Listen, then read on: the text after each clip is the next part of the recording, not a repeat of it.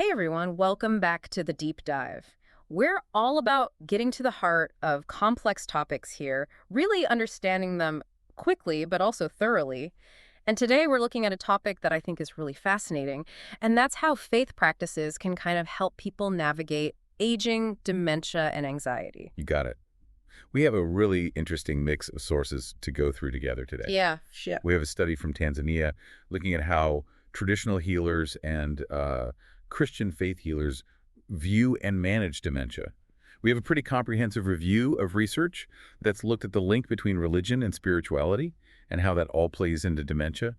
And we also have some really practical resources for how to make faith communities more dementia-friendly. Exactly. So we're pulling out the most important takeaways from all this research, basically, Right. to try to figure out how faith and spirituality can play a part in, as we get older and as we deal with things like dementia and all the anxiety that comes with that. So why don't we jump in? Let's start with this situation in Tanzania. Sounds good. So this study zeroes in on a rural part of Tanzania, and it looks at how traditional healers, THs, and also Christian faith healers, FHs, conceptualize and manage dementia. And it also looks at why people with dementia and their caregivers go to these healers in the first place. Yeah, and one of the things that really stuck out to me is the healthcare context there. We're talking about a place where access to modern medicine, Western medicine, it's very limited. Yeah. And the study mentions that there's one traditional healer for every 350 people or so, but only one doctor for 33,000. That really puts into perspective the significant role these healers play. Absolutely. In a lot of these communities, they are the first and sometimes the only point of contact for health issues. And it's really fascinating to see how they understand dementia in particular. Yeah, because it sounds pretty different from the scientific understanding of the biological stuff going on behind dementia. Right? Yeah. The study points out that there isn't even a specific word for dementia in the local languages. It's often seen as just a normal part of getting older, like one faith healer put it, loss of memory and stress. Right. And the reasons they give for these conditions, they're really varied. So while aging is a common factor for both groups, you also have other illnesses, stress, and then factors like witchcraft and possession, particularly by devils among faith healers. Ancestral problems also get mentioned. And some faith healers even attribute it to God's punishment. Wow. It's just so interesting how these cultural beliefs really shape how they view what's happening. So do they identify, are they noticing the things that we would usually think of as signs of dementia? To a large extent, yeah. Okay. Both THs and FHs, they report symptoms like memory loss, trouble recognizing family members, changes in behavior like irritability, and a decline in the ability to do everyday things. But they also mention some things that are a little less typical, like vision and hearing problems and even joint pain. So it seems like their idea of dementia goes beyond just cognitive decline. So how do they actually treat these conditions then? Well, faith healers seem to rely a lot on prayer. Yeah. They describe prayer as working through God's ability, sometimes directly through their touch or through the faith of the person seeking help. Oh, interesting. Traditional healers, on the other hand, they use a wider variety of methods to diagnose and treat. Okay. What are some of those methods? So they'll take a very detailed history. They'll do a physical exam, things like checking temperature and pulse, and they also use what's called divination. Divination. Yeah, like interpreting dreams or reading leaves, using special instruments. Oh, wow. They actually have these 4 main categories of illness. So you have what they consider regular diseases, the kind that you could treat in a hospital, and then you have bewitching, possession, and ancestral curses. That's a whole different way of looking at it. The study also mentioned that both groups actually claim to be able to cure some very serious diseases. Yeah, like HIV/AIDS, cancer, and epilepsy. And from a modern medical perspective, those claims are obviously concerning. It's also worth noting that there's a difference in how they charge for their services. Oh, okay. Faith healers, they don't usually have a set fee. They might accept gifts, but traditional healers they charge, and their fees can actually be higher than what a hospital would cost. Really? Yeah. Wow. Okay, so given all of that, why would someone with, say, dementia or memory issues choose to seek help from a traditional or faith healer? Well, there are several reasons that came up in the study. Okay. Obviously, the cognitive symptoms, the memory loss, confusion that drives people to look for help. But there's also this deeply ingrained cultural belief in witchcraft as a possible cause. Right. And people might consult healers for more general things like feeling unwell or minor ailments. Interestingly, some people actually use both traditional and faith healers and modern medical services at the same time. Oh, interesting. That's kind of blending the two worlds together. What about the treatments themselves? What are people actually getting from these healers? So people who went to traditional healers, they often received courses of herbs. They weren't identified, usually lasting 1 to 2 weeks. With faith healers, it was mainly prayers, sometimes done in the person's home, with the aim of just improving overall health, not really targeting specific symptoms. So it sounds like there's a pretty positive attitude towards working with modern healthcare among most of these groups. Yeah, and that's a really important finding. Most healers, people with dementia and their caregivers, they all said they'd be open to collaborating with biomedical services. Hmm. And a lot of the healers even said they'd be willing to refer individuals with suspected dementia to doctors. That's good. But there were some concerns, especially about traditional healers. Yeah, there were some hesitations. The faith healers, and even some people with dementia and their caregivers, they expressed reservations about traditional healers' practices. Sometimes they were called things like liars or cheats, people who only want money or who act against God. Wow. Some traditional healers, on the other hand, said they would only refer cases they thought modern medicine could handle, cases that weren't related to witchcraft, in their view. Hmm. There was also this worry among some traditional healers that referrals would mean they'd lose business. Yeah, that makes sense. So what's the big takeaway from this look at Tanzania? The key thing is that in this particular cultural setting, traditional and faith healers, they're often the first people someone with dementia symptoms will turn to. Right. They might not have a scientific understanding of the condition, but they could help identify people who need a proper assessment from healthcare professionals. However, there are some big concerns about some of their practices, and there might be challenges in getting them to work effectively with the modern healthcare system. Yeah, that definitely gives us a valuable perspective. Now, let's switch gears a bit and talk about that research review, which looks at the link between religion and spirituality and dementia more broadly. Sure. So this review, it wanted to figure out how religion and spirituality, often shortened to RS, are measured in people with dementia, and then put together all the findings on what kind of effect they have. Okay. And with more and more people living with dementia, it's becoming really important to understand how RS can support them. Yeah, for sure. The review mentions something called the vulnerability stress model of religiosity and spirituality. I'm not familiar with that. Can you break that down for me? Yeah, so it's basically a framework to understand how RS can impact health and well-being, especially when someone's dealing with stress. Okay. It looks at things like how important is RS to someone's life, what RS resources they have, like support from their community or their religious practices, how they use RS to cope with tough situations, and their overall sense of spiritual well-being. Okay. And the model suggests that RS can actually help people deal with stressful things, including dementia. So it's kind of like a buffer. Exactly, yeah. I see. And how did they actually do this review? So they did a big search across 5 major databases looking for research papers. Mm-hmm.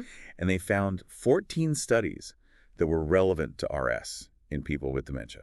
Okay. So my question is, how do you measure something as personal and complex as RS, especially in people who might have cognitive decline? Yeah, it's definitely a challenge. Yeah. And the review highlights that. Mm-hmm.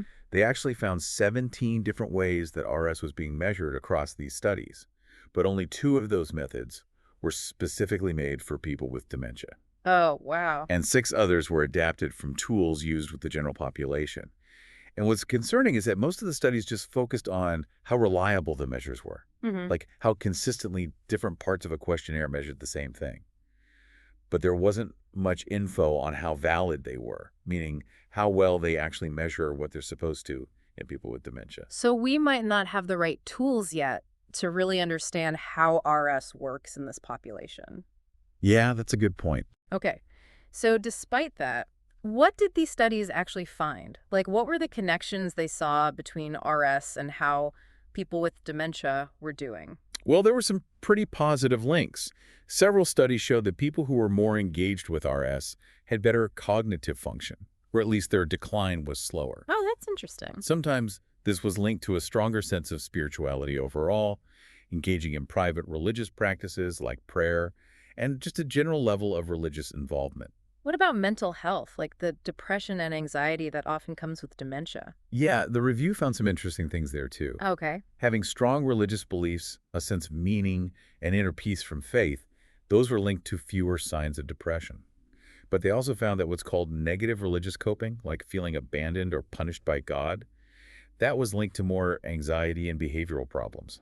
Yeah, that makes sense. How someone views their faith during tough times, that can make a big difference. What about their overall spiritual well-being? The results were a bit mixed on that. Mm. Some studies didn't find big differences in spiritual well-being between people with and without dementia, Mm.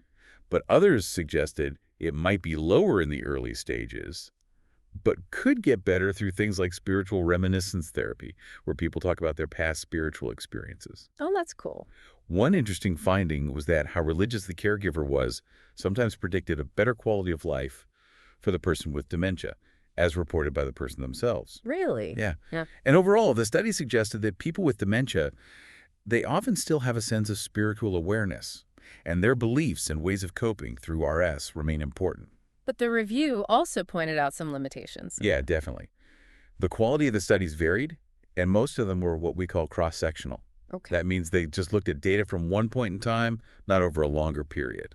So it's hard to say what causes what. Mm. There was also a lack of consistency in how they defined RS and the different stages of dementia. And understandably, a lot of the studies relied on the person with dementia being able to communicate, which gets harder as the condition progresses. Yeah, that's true. So it seems like the main takeaway from this research review is that RS is a big part of life for many people with dementia, and it can influence their cognitive function, mental health, their well-being. But we need more research with better tools to really understand all of this over time. Exactly. The review really highlights the need for better study designs and for finding better ways to measure RS that work specifically for this population. Well said. Okay, so it's clear that faith and spirituality are important for a lot of people. Now, let's get practical. Let's talk about those resources for making faith communities more dementia-friendly and about the comfort that faith can bring. Sure. This is about how faith and community can actually support people with dementia in practical ways. Yeah. Attending services, getting visits, these things can be really comforting, especially for people who've been part of a faith community their whole lives. It can offer peace, hope, and a connection to traditions they know. And the resources highlight specific aspects of faith that can be really soothing, like music. Yeah, music is so powerful. It can calm people down, help them connect with their faith and memories, even when it's hard for them to talk. There's even research that shows listening to or singing music can stimulate the brain and help people remember things. Mm. Someone who can't hold a conversation anymore might still remember the words and tunes of their favorite hymns. Oh, that's amazing. Yeah. And then you have the familiar rituals and celebrations. Right. Those can be very grounding. Regular religious practices and seasonal celebrations, they often involve using all the senses: taste, touch, smell. And even as cognitive abilities decline, those sensory experiences can stay strong. Mm. The predictability and familiarity of these rituals, it lets people participate in their faith traditions in meaningful ways. But this isn't just about the person with dementia, right? The resources also talk about the caregivers who are dealing with so much. Absolutely. Caring for someone with dementia, it's incredibly demanding, both physically and emotionally. Mm-hmm. And it can go on for years. Caregivers can feel isolated, frustrated, and even grieve as they see their loved one change. Yeah, that's a heavy burden to carry. It is. And faith communities are encouraged to support these caregivers, remind them to take care of themselves, and offer practical help through different services and resources. Okay, so what can faith communities actually do to become more dementia-friendly? Well, there are a lot of adjustments they can make. Okay. Being flexible with expectations is really important. Understanding that people with dementia might participate in services differently. Mm-hmm. Having shorter services, providing quiet areas for those who might get overwhelmed, making sure the space is accessible and safe, and teaching people about dementia. These are all crucial steps. Mm. It's about finding ways to include people with dementia in the community and treating them with respect. That makes sense. And these resources provide some good guidance for faith communities wanting to make those changes, right? Yeah, there are organizations like Faith Action, ACT on Alzheimer's, the United Methodist Church, Health Power for Minorities, the Alzheimer's Society, and Dementia-Friendly America and Faith United Against Alzheimer's. Okay. They all have really helpful resources, tips, and frameworks for making faith environments more inclusive. That's great. So the big thing here is that faith communities, they can really make a difference in the lives of people with dementia and their caregivers, offering comfort, support, and a sense of belonging if they do it thoughtfully. Exactly. By changing their practices and promoting understanding, they can be vital sources of strength for those affected by dementia. Okay, so last but not least, let's explore the idea of the spiritual needs of people with dementia. This is so important for providing holistic and person-centered care. We're talking about spirituality as the search for meaning, finding purpose in life, and feeling connected. Hmm. It's a big part of overall health and well-being, and it's been linked to less stress and depression, especially in older adults. And it's crucial to realize that these core spiritual needs often become even stronger when someone's facing a serious illness, like dementia. So what exactly are these spiritual needs when we talk about someone with dementia? They are the needs that come from a person's deepest beliefs and values. It's about their search for meaning, their desire to stay connected to what matters most, like their faith, their community, their personal history, and their need for comfort and hope when things are tough. Okay, that makes sense. What does the research tell us about the specific needs of people with dementia in this area? There's been some really insightful research on this, consistently shows that spiritual needs are there throughout every stage of dementia. And these needs are recognized by different people, by the individuals themselves, if they can communicate, by their families, and by their caregivers. And these needs, they seem to be universal Hmm. across cultures, across religions. They're seen as essential for a person's sense of self and dignity. So what are some of the specific needs that the research highlights? Several things stand out. There's this desire to hold on to the past, maybe even reverse the memory loss. Mm.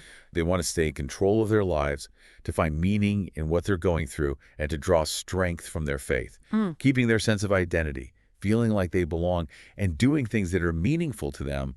Those are all crucial too. So how can caregivers and healthcare providers support these needs?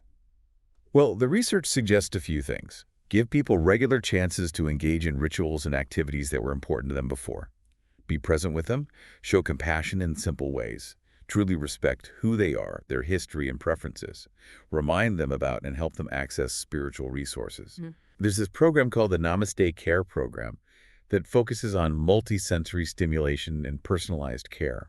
Okay. It's a good example of how to really focus on the person and meet these needs. But I imagine it's not always easy to put this into practice. What gets in the way? Yeah, there are definitely barriers. Like what? In healthcare systems, sometimes spiritual care is seen as less important than physical or cognitive needs, or it's not part of the regular care plan. Right. Busy staff, lack of transportation to services, those are also hurdles.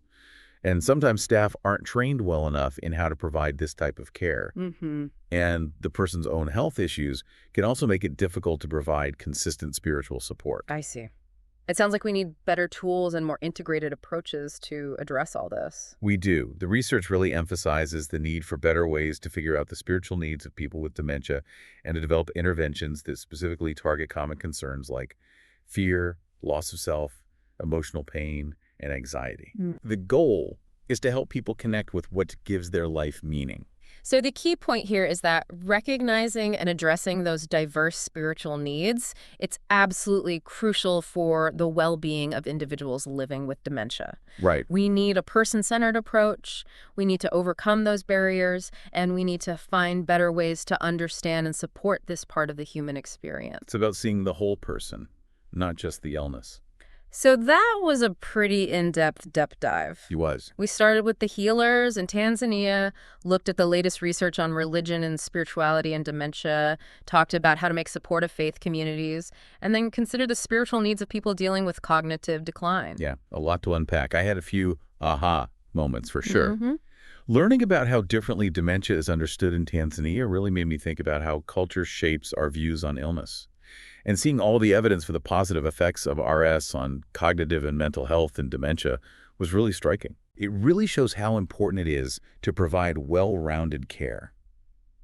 And those practical things that faith communities can do to be more inclusive, those offer real hope for making things better. I totally agree. For me, it was really eye-opening to see how much of an impact faith and spirituality can have, especially for people dealing with the challenges of aging and dementia. Yeah.